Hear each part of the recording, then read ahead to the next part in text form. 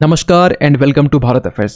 आज से कुछ मंथ पहले पाकिस्तान की DGISPR की तरफ से ये कहा गया था कि अगर भारत ऑपरेशन सिंदूर 2.0 लॉन्च करता है तो इसके रिटेलिएशंस में पाकिस्तान इंडिया में एक डीपर स्ट्राइक करेगा और ये जो स्ट्राइक है ये ईस्टर्न साइड से किया जाएगा। आप यहाँ पर देख पाएंगे ये बेसिकली आर्टिकल्स अगस्त मंथ का है और इसी चीज को यहाँ पर लिंक अगर किया जाए दिल्ली ब्लास्ट से तो कहा यह जा रहा है कि रिसेंटली डेक्कन क्रॉनिकल में एक आर्टिकल पब्लिश हुआ जिसमें यह कहा जा रहा है कि भारतीय इंटेलिजेंस की तरफ से दिल्ली ब्लास्ट का जो लिंक है वो ढाका से देखने को मिल रहा है। आप यहाँ पर देख पाएंगे intel finds Dhaka link to blast. Even की इस आर्टिकल में काफी सारी बातें की गई। कहा यह भी जा रहा है कि बांग्लादेश, पाकिस्तान और लश्कर तैयबा इनका एक नेक्सस देखने को मिल रहा है। इतना ही नहीं, यहाँ पर यह भी कहा जा रहा है कि पाकिस्तान के टेररिस्ट ग्रुप के साथ साथ बांग्लादेश के जो रिलीजियस एक्सट्रीमिस्ट ग्रुप हैं इनके बीच में अक्टूबर के टाइम में एक मीटिंग की गई थी ढाका में। इवन की यहाँ पर यह भी कहा जा रहा है कि इस नेक्सस में वेस्ट बंगाल के जो मुर्शिदाबाद है इसी एज ए सेफ हेवन की तरह यूज किया गया। किस तरीके से आगे हम लोग इस वीडियो में डिटेल से बात करने वाले हैं। सो अगर बात करें यहाँ पे एक्चुअली हुआ क्या है,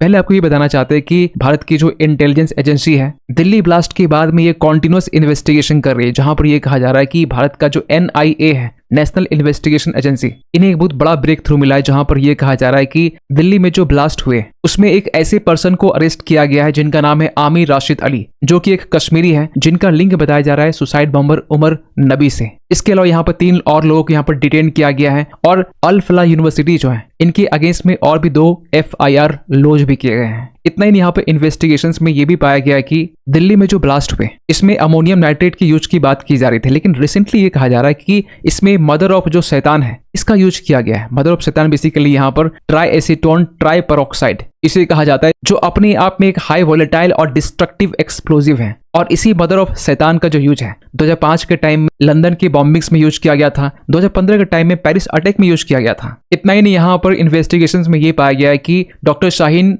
1-2 नहीं 7 बैंक अकाउंट्स के यहाँ पर यूज करती थी। और इसी प्रोसेस में यहाँ पर भारत की जो इंटेलिजेंस एजेंसी है इन्हें यहाँ पे एक इंटेल मिलती है कि एक हाई लेवल मीटिंग जो है ये लेट अक्टूबर के टाइम ढाका में की गई थी। और इसको लेकर भी आज से कुछ टाइम पहले हमने वीडियो भी बनाया था जहां पर हमने ये कहा कि जो लश्कर तैयबा है उनका एक टॉप कमांडर या सीनियर कमांडर जो है सैफुल्लाह सैफ, अगर आप सामने देख पा रहे होंगे, ये पहले बांग्लादेश जाता है। बांग्लादेश जाने के बाद में वहां पर कुछ रेडिकल ग्रुप्स को ट्रेनिंग भी देता है और ऑपरेशन सिंदूर को लेकर यह कहा गया कि भारत के ऑपरेशन सिंदूर का जो बदला है वो ये ले करेंगे। इतना ही नहीं, यहाँ पे इसके तरफ से ये भी कहा गया कि जो हाफिज सईद है ये शांत बैठा हुआ नहीं है। यहाँ तक कि लश्कर तैयबा को लेकर यह कहा गया कि ये बांग्लादेश से इंडिया में कैसे अटैक की जाए इसको लेकर एक प्रॉपर प्लानिंग यहाँ पर की जा रही है। इवन की दिल्ली ब्लास्ट के आसपास में कुछ ऐसे भी आर्टिकल पब्लिश हो रहे थे जहां पर यह कहा जा रहा था कि कुछ इंटेल ऐसे ही मिल रहे हैं जहां पर हाफिज सईद जो है ये बांग्लादेश के सॉइल को यहाँ पर यूज करने की बात कर रहा है, जहां पर एक जिससे एज ए न्यू बेस बनाकर इंडिया को टारगेट करना चाहता है। खैर, इस ढाका की मीटिंग में यहाँ पर यह कहा जा रहा है कि इसमें लश्कर तैयबा का जो टॉप कमांडर है सैफुल्लाह सैफ, जो कि हाफिज सईद का क्लोज ही माना जाता है, जितने भी ऑपरेशंस हैं इन सबको यहाँ पे हैंडल इसकी तरफ से ही किया जाता है। तो ये इस ढाका के मीटिंग में मौजूद था। इसके अलावा यहाँ पर बांग्लादेशी जो रिलीजियस एक्सट्रीमिस्ट ग्रुप है जिसमें हिजब उत तहरीर, यहाँ से जुबैर अहमद चौधरी और मोहम्मद अजाज जो कि गवर्नमेंट ऑफिशियल्स भी है, ये भी इस ढाका के मीटिंग में मौजूद था। इतना ही नहीं, यहाँ पर जो अंसारुल्लाह बंगाल टीम है जो कि एक रिलीजियस एक्सट्रीमिस्ट ग्रुप भी है, यहाँ से हाफिज शुजाउद्दौला और हाफिज अली फजूल ये भी इस मीटिंग मौजूद थे। और इन सब के बीच में जो लश्कर तैयबा का जो एसोसिएट है इब्तिज़ाम इलाही ज़हीर, जो जमाते अहल हदीस का एक जनरल सेक्रेटरी भी है, ये भी इस मीटिंग में मौजूद था। इसके अलावा जो बांग्लादेशी गवर्नमेंट ऑफिशियल्स हैं, डॉक्टर नसीरुल घानी जो कि मिनिस्ट्री ऑफ होम अफेयर्स में ये एक सीनियर ऑफिसर भी है, इनके ऊपर काफी चार्जेस भी लगे हैं। इतना ही नहीं, यहाँ पर मोहम्मद अजाज जो कि ढाका नॉर्थ सिटी कॉर्पोरेशन के CEO भी है, ये भी इस ढाका की मीटिंग में मौजूद थे। और इस मीटिंग में पूरी एक प्रॉपर प्लानिंग यहाँ पर की जा रही थी। कहा तो ये भी जा रहा है कि मुर्शिदाबाद का भी लिंक देखने को मिल रहा है। अगर आप मैप में लोकेशन देखेंगे तो वेस्ट बंगाल का जो सेंट्रल पार्ट है ये आपको यहाँ देखने को मिलेगा। ये जो रीजन है ये रीजन बांग्लादेश से सटा हुआ है। तो कहा यह जा रहा है कि यहाँ पर एक बांग्लादेशी नेशनल जिसका नाम है इख्तियार, जो मुर्शिदाबाद का ही रहने वाला है, ये जो पर्सन है ये एज ए स्लीपर सेल की तरह काम कर रहा है। कहा यह भी जा रहा है कि ये जो पर्सन है ये लश्कर तैयबा को और बांग्लादेश के जो एक्सट्रीमिस्ट ग्रुप है इन सबको मदद कर रहा है। और इंटेलिजेंस एजेंसी की तरफ से जो मुर्शिदाबाद जगह है इसको बार बार यहाँ पर रिपीटेडली यूज किया जा रहा है। और मुर्शिदाबाद के जरिए जो बांग्लादेश बॉर्डर है यहाँ से जो इख्तियार नाम का जो पर्सन है ये इजिली यहाँ से इलीगल तरीके से क्रॉस बॉर्डर मूवमेंट करवाता है। इनका अपना खुद का एक स्लीपर नेटवर्क भी है और लार्ज रिवराइन बॉर्डर होने के कारण जो बीएसएफ है वो क्रॉस बॉर्डर मूवमेंट को इजिली ट्रैक नहीं कर पाती है। और यहाँ पर जिस पर्सन का जिक्र किया गया इख्तियार, ये बेसिकली कोई रैंडम नाम नहीं है। यहाँ पर इस आर्टिकल्स में प्रॉपर तरीके से इनका नाम जिक्र किया गया है। इसमें बस हमारी तरफ से एडिशन यही है कि थोड़ी सी रिसर्च करके हमने यहाँ पर जो मुर्शिदाबाद का जो एरिया है इसके बारे में कुछ पॉइंट हमने यहाँ पर ऐड किए हैं। सो रिसेंटली हुई ढाका मीटिंग को लेकर यहाँ पर यह भी कहा जा रहा है कि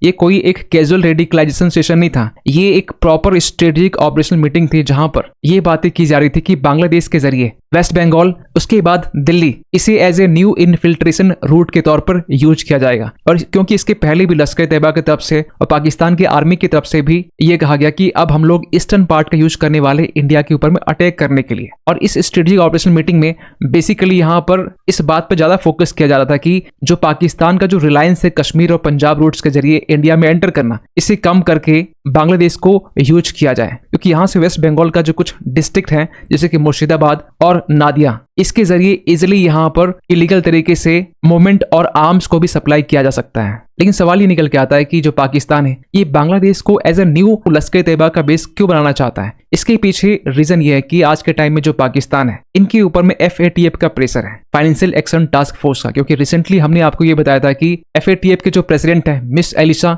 इन्होंने यहाँ पे ये वार्निंग दी थी पाकिस्तान के साथ में कुछ अन्य देशों को भी कि अगर आपको ग्रे लिस्ट से अगर हटा दिया गया है तो इसका मतलब ये नहीं कि आपको एक इम्यूनिटी यहाँ पर दी गई है। इसे आप बुलेट प्रूफ की तरह ना माने, क्योंकि अगर आप फिर से रिपीटेड गलती करते हैं तो आपको फिर से FATF के ग्रे लिस्ट में डाला जा सकता है। तो पाकिस्तान को इस बात का भी डर है। और जो कश्मीर और पंजाब का जो रीजन है यहाँ पर इंडियन इंटेलिजेंस की तरफ से हाईली मॉनिटर्ड की जाती है, इस बात का भी डर है पाकिस्तान को। सो इसीलिए यहाँ पर LAT पाकिस्तान से अब बांग्लादेश शिफ्ट हो चुकी है। क्योंकि पाकिस्तान का यहाँ पर यह मानना है कि बांग्लादेश के जरिए इसलिए यहाँ पर इन्फिल्ट्रेट कराया जा सकता है। इतना ही नहीं, यहाँ पर लोकल रेडिकल ग्रुप्स की मदद से एंट्री करना और भी आसान है। साथ ही साथ बिग पॉपुलेशंस और रेडिकलाइजेशन, इसका भी यहाँ पर यूज करके पाकिस्तान इंडिया बांग्लादेश के बीच जो पोरस बॉर्डर है इसका यूज करके अब जो नया LAT का बेस है ये अब बांग्लादेश शिफ्ट कर रहा है। और इसके पीछे साफ साफ पाकिस्तान के एक स्ट्रेटेजिक मोटिव ये है कि बांग्लादेश की जो टेरिटरी है इसे एज ए प्रॉक्सी टेरिटरी के तौर पर यूज करना चाहता है, जहां पर already Bangladesh internal political instability को फेस कर रहा है। इसे पाकिस्तान और भी एक्सप्लॉइट करके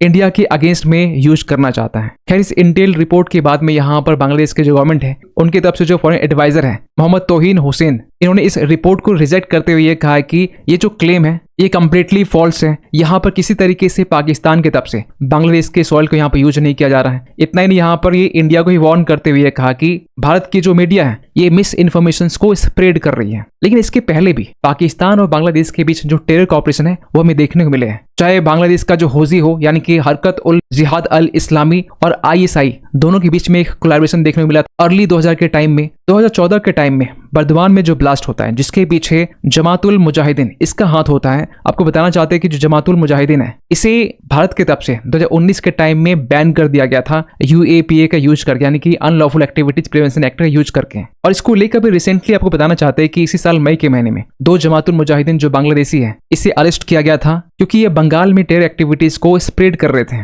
इतना ही नहीं, इसी साल अप्रैल के महीने में जो वक्फ को लेकर जो प्रोटेस्ट देखने को मिला था इसके पीछे भी JMB का ही हाथ था। इतना ही नहीं, यहाँ JMB जो है ये क्राउड फंडिंग का भी यूज करते हैं। इसके जरिए ये वेस्ट बंगाल का जो अंसारुल्लाह बांग्ला जो टीम है इसकी मदद कर रहे थे ताकि जो इंडियन डॉक्यूमेंट्स हैं इसे प्राप्त किया जा सके। खैर, इसके अलावा यहाँ पर 2016 के टाइम में जो ढाका कैफे में अटैक होता है इसके पीछे ISIS और इसके जो इंस्पायर्ड सेल्स है उनका हाथ होता है। JMB जो मॉड्यूल्स है ये आज के टाइम में वेस्ट बंगाल से लेकर जो आसाम है, जो झारखंड है, यहाँ पर ये फुल्ली एक्टिव है। अब सवाल ये निकल के आता है कि इन सबको देखते हुए भारत का जो ईस्टर्न बॉर्डर है ये आज के टाइम में एक हाई रिस्क जोन बन चुका है, जहां पाकिस्तान बांग्लादेश को एज ए प्रॉक्सी टेरिटरी की तरह यूज कर रहा है। और साथ ही यहाँ पर वेस्ट बंगाल के काफी ऐसे रीजन है, चाहे मुर्शिदाबाद हो या फिर नादिया हो, और यहाँ पर कुछ लोगों को एज ए स्लीपर सेल की तरह यूज करके इंडिया के अगेंस्ट यहाँ पर यूज करना चाहता है। अब सवाल ये निकल के आता है कि इसके लिए भारत क्या कर रहा है। तो आपको बताना चाहते हैं रिसेंटली इंडियन आर्मी की तरफ से भारत का जो सिलीगुड़ी कॉरिडोर है जिसे आप चिकन नेक भी कहते हैं, यहाँ पर 3 न्यू गैरिसन्स को यहाँ पर लॉन्च किया गया था। इतना ही नहीं, यहाँ पर अरुणाचल प्रदेश का जो मिचुका जगह है यहाँ पर भी